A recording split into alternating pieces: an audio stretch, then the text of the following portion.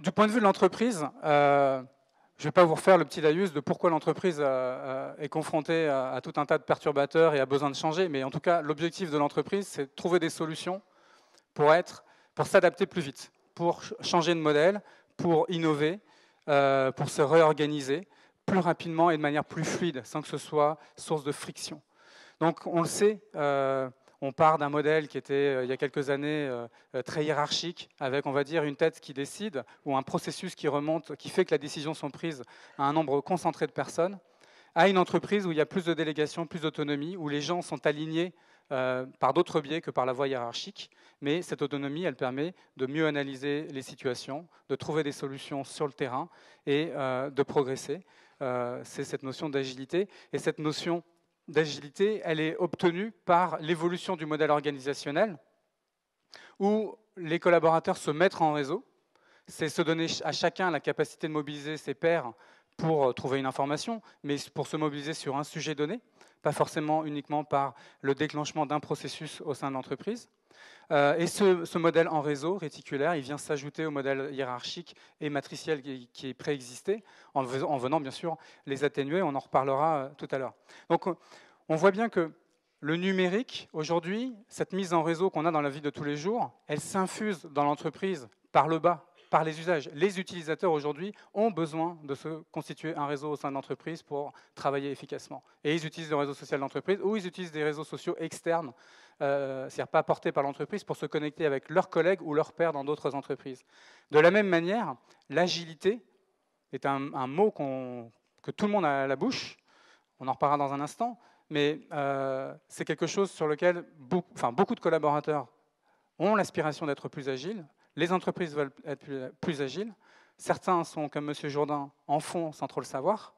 Mais pour autant, ce qu'on a pu observer, c'est que si on demande concrètement à quelqu'un s'il est agile, en quoi il est agile, c'est plus difficile à en délimiter les pourtours. Donc on a voulu essayer de caractériser ça.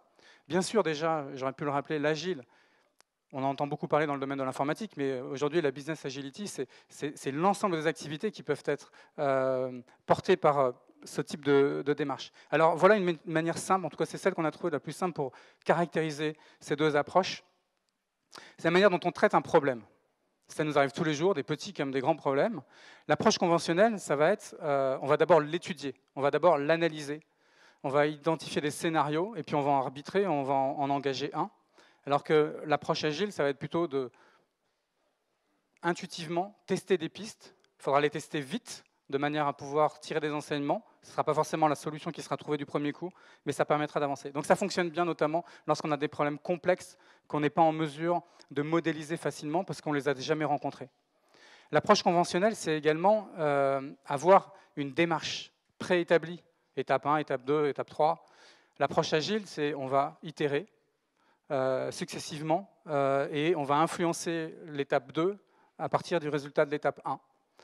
L'approche conventionnelle, c'est aussi la planification. Alors dans les outils, c'est quoi? C'est MS Project ou alors des tableaux Excel dans lesquels il y a des plannings versus des flux de Kanban.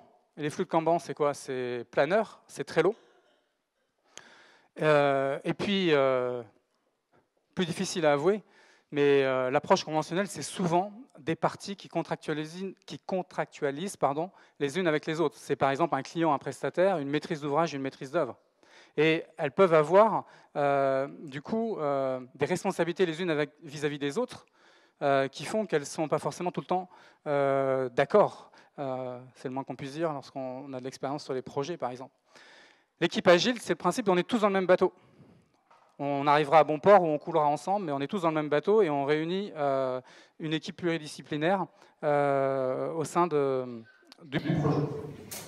Je peux vous poser la question si vos activités elles sont plutôt une approche conventionnelle ou agile.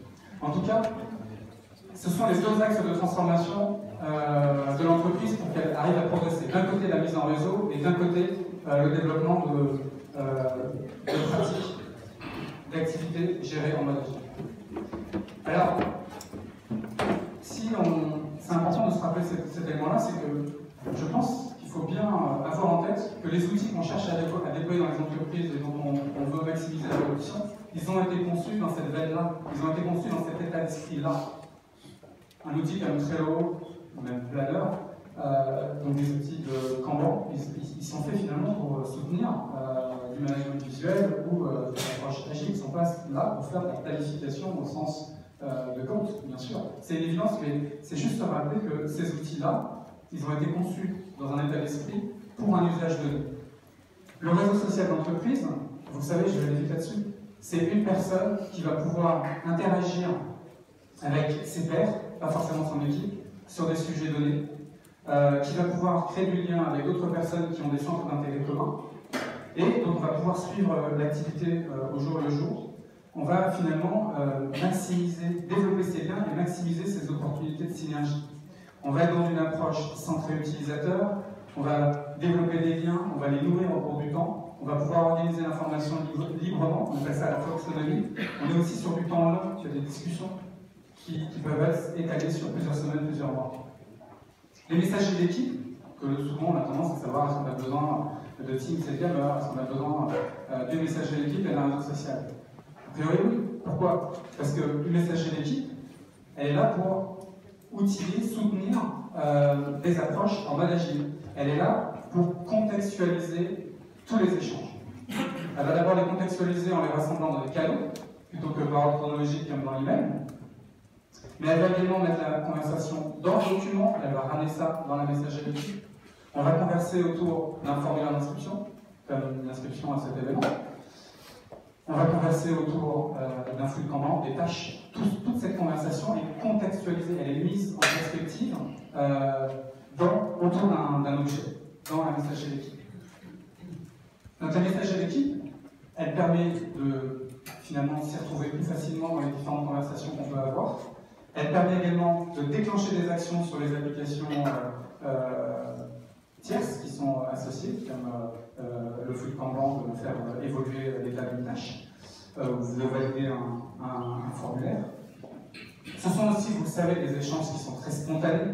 On est dans une équipe, il y a une intimité, il y a une confiance, on cherche à créer de l'engagement, c'est le principe aussi de l'approche agile, donc on like, donc on met des gifs, et cette émotion est importante d'être partagée.